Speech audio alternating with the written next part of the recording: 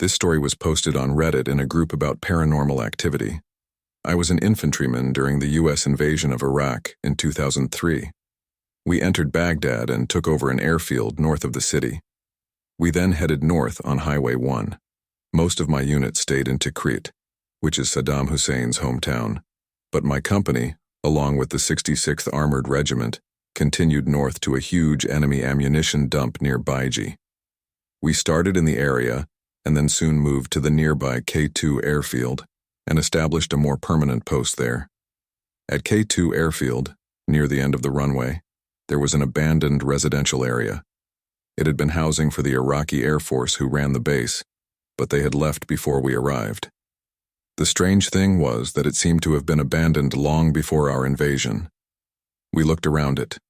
There were pots and pans in the sink, clothes hanging from a rope, but everything was covered in a thick layer of dust.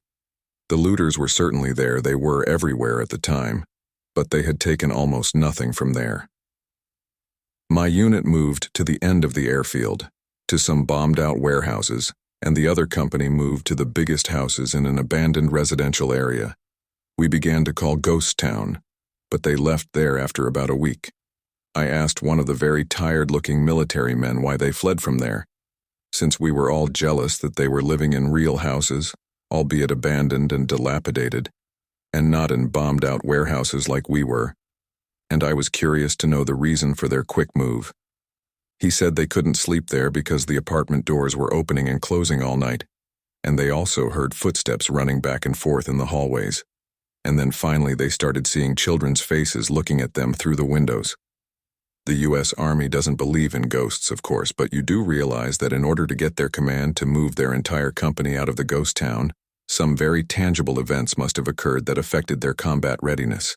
Their move meant that our residence was now the new perimeter of our point closest to the ghost town. So we now had nightly security for our warehouse every night.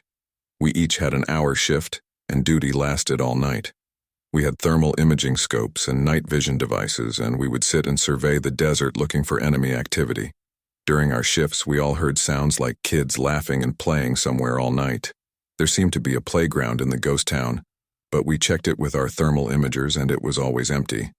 Pebbles were often thrown at us. We would sit on watch singly or in pairs and hear laughter when someone threw rocks at us. No big deal, but imagine the rocks bouncing off your face, your helmet, your vest. The whole time we were scanning with our night vision devices and we didn't see anyone. This happened night after night. We all talked about it with each other. No one was happy about it.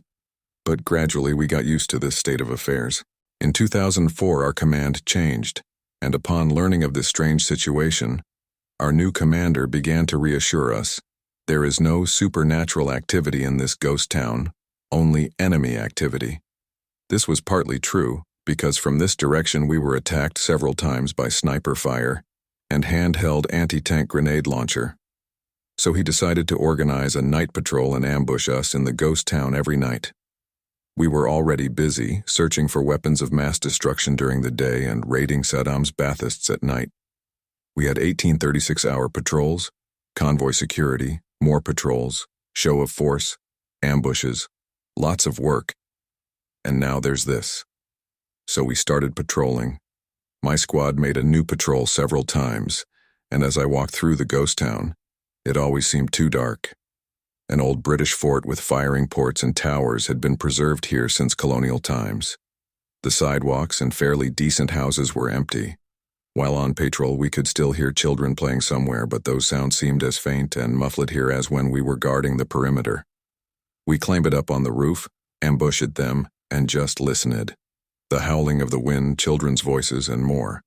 One night we were patrolling a ghost town with a modified wedge. One of our soldiers suddenly shouted, "What the hell is that?" He aimed his weapon at the middle of our formation, then dropped his weapon and ran away. He ran alone in the dark, unarmed in the middle of a war zone, trying to hide from everyone. Those of us who looked where he was pointing saw him. Those of us who looked at the fleeing soldier heard it. There was a solid shadow with us, a bit like a human shadow.